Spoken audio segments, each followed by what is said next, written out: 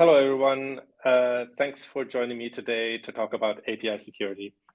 I want to convince you today that contrary to popular opinion, security is not a chore, and also that it's not that difficult.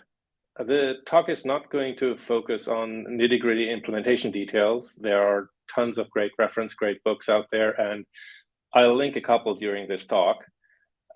Instead, this talk should give you an understanding of how to bring security considerations into the various stages of API's lifecycle and give you some actionable tips and tools for how to do so. Before we get started, let me introduce myself. My name is Timo Rüppell. I'm originally a classically trained theoretical physicist, so I'll be available for questions about black holes and string theory later as well. After my PhD, I started looking around for something actually challenging to do, and I thought that writing maintainable JavaScript was just the ticket. So 20 years later, the difficulty rating has gone up a little bit. JavaScript became full stack development, which became designing and building entire services, and maintainability became security. So no regrets yet, though. At FireTail, I'm the VP of product. I also live in Helsinki, Finland.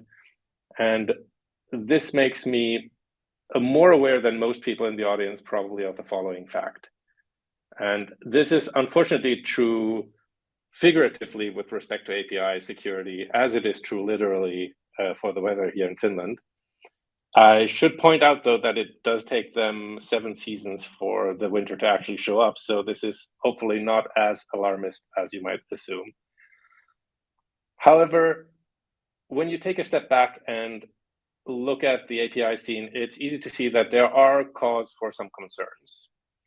There has been an industry shift happening both in how modern web applications and services are built, as well as in how existing services provide more and better access to their APIs.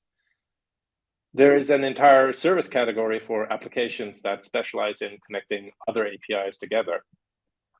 The driver for this economic change has been economic value, and everybody participating in this free exchange of APIs has profited greatly from it. As is usually the case where there is economic value, bad actors are not far behind. And the number of what we would call pure API incidents are growing year over year, and they are on average much more heavyweight than traditional incident when measured by the exposed number of records or volume of data. With the motivations out of the way, let's have a quick checkup on security.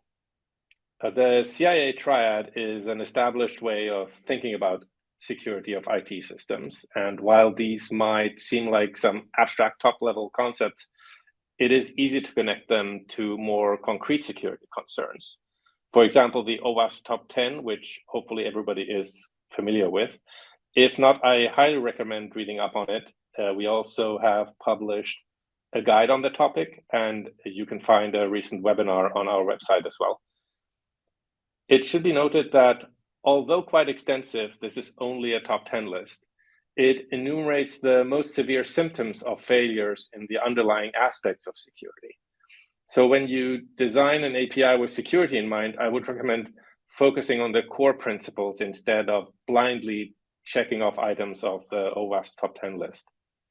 That is not to say that the OWASP top 10 list is useful in any way. It's extremely useful, and the best way to use it, in my mind, is for threat modeling. So without a good understanding of real-world attack vectors, you can't really effectively allocate your defenses. And with that in mind, let's take a quick look at where those items line up on a typical API call. This is a slightly simplified view of a standard API call. For our purposes, I have included some of the traditional web security steps like WAF and rate limiting. We have authentication, which can be, and in many cases is, separated into a separate service or outsourced entirely. Then we have the application layer, by which we mean the part where the request is processed by any middleware and handed off to a handler function. There may also be third-party API calls as well. Many of the important steps around API security can only be done in this layer. For example, sanitizing, request parameters, validation, authorization, etc. Note also that some of those steps can and should apply to the response objects as well. Let's investigate where the OWASP top 10 issues appear in this view. So we'll skip 8 and 9 because these affect the setup and management of the API as a whole and not individual API calls as such. And I'll also go slightly out of order on these. Broken authentication can be completely external to the application layer if it is being handled by a separate process or a third party. And unrestricted usage of an API can also be handled by traditional web security functions in most cases. However, depending on the application, these may have to be dealt with during the validation stage or by the business logic itself. This can be the case, for example, where instead of repeated requests, you can simply set a query parameter to a higher value to get unrestricted resource access that way. The next 3 highest items on the list are all failures in authorization, which in itself is an interesting thing to understand about the list as well. And the last 2 items sit in the application layers as well. So looking at the OWASP top 10 items in this process, you should be able to appreciate what we mean when we say that traditional web security does not protect you against the current OWASP top 10 list. Obviously, you should still do TLS and rate limiting, etc. But with the exception of authentication and in some cases the unrestricted access, all of the OWASP top 10 issues that remain are application layer problems.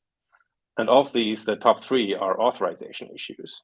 So this exercise should give you a good idea about where to spend your time and attention when you're working on the security of your APIs. Next, I want to take a look at 2 important meta aspects of APIs or software development in general and the security aspects of these. Number 1 is the fact that your API is going to affect many different parties who will have entirely separate needs and requirements for your API. So just the existence of multiple stakeholders yields one of the most important top tips for API development in general, which is documentation. Documentation is the key for any form of collaboration.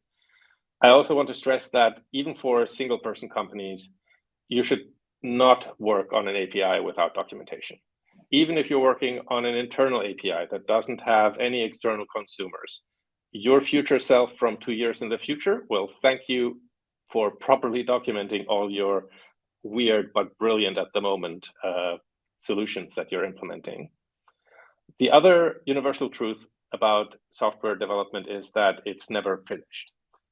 Instead, it goes through cycles of continuous improvement and refinement.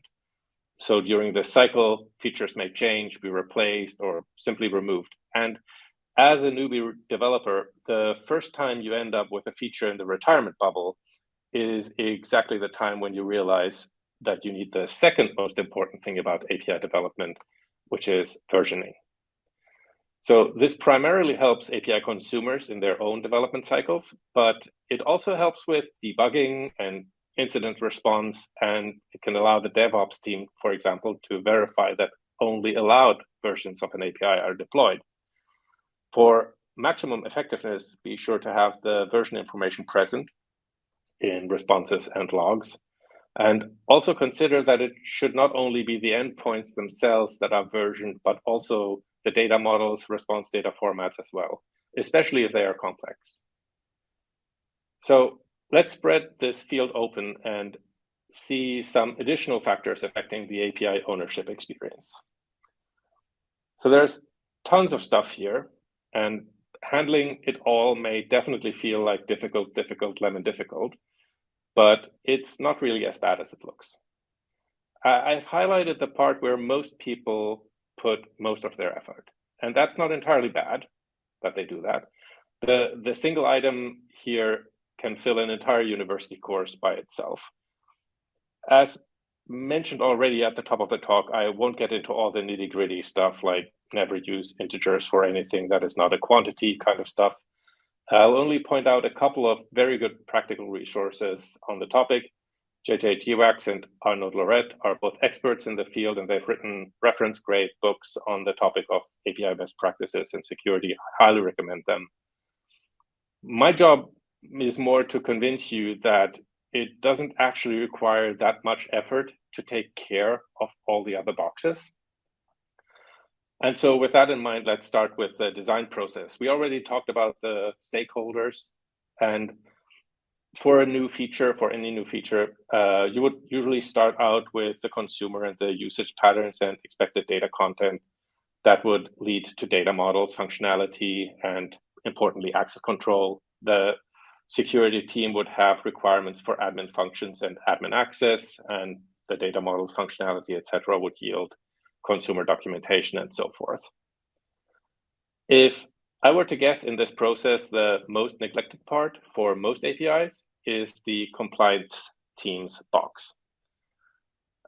Here I would suggest that you consider the fact that larger and larger GDPR fines are on the rise, and also that consumer awareness on privacy issues is becoming more and more prevalent. There's really no way around it, but you have to RTFM. The law, for example, in this case, GDPR, is not that complicated. It's been around for close to 8 years, and there are good resources around and very few excuses not to be up to date on this. And it's fairly simple. You need to just figure out what kind of data you process, whether it contains personally identifiable information, which regulations you need to follow, and what, if any, kind of practical requirements those may bring. From personal experience, I can tell you that retrofitting mechanisms for legal locks or holdouts or consent tracking is not something that you want to spend your time on. None of these things are rocket science in themselves, and if you do them from the get-go, then they're very easy to incorporate. Fortunately, the rest of the highlighted items are pretty much covered by documentation and versioning, the things we are already doing. So you just need to use a documentation method that will let you keep track of all these things, and more on that in a minute. The next big chunk of work relates to how your API is deployed and how availability is ensured. The singular tip to help with most of the security issues around DevOps is infrastructure as code. There's nothing quite as satisfying than being able to deploy your entire service with a single command. Having the security of mind that automating CI/CD deployment processes, blue-green deployments, all the different environments, there's nothing like it. So start using Terraform or CDK or similar tools if you're not already. Highly recommend. So the eagle-eyed among you may already have spotted what the remaining items have in common. It is monitoring. Now, monitoring is maybe the easiest one of all of these to slap on after the fact, but I sincerely hope that instead of everyone doing that after the fact, everybody already does it from the get-go. Not having monitoring is like flying blind. It's technically possible, but it's an accident waiting to happen. There are tons of tools that can help you with this. Come to our stand to get a demo of a really fantastic one. And voila, that's basically it.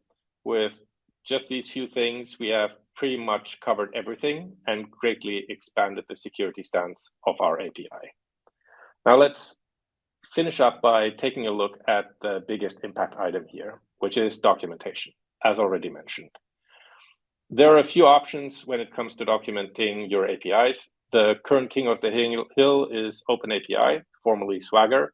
It's operated by the Linux Foundation. Together with API Blueprint, they sit in the documentation as code camp.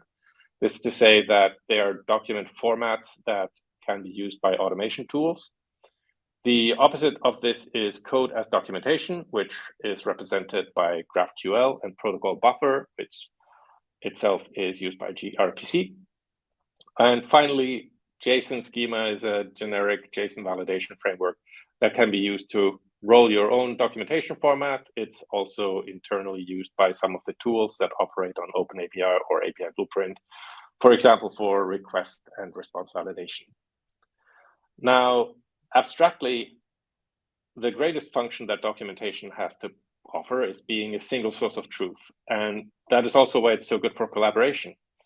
These above formats make it possible to use that single source of truth and turn it into automation. And that is where the value lies.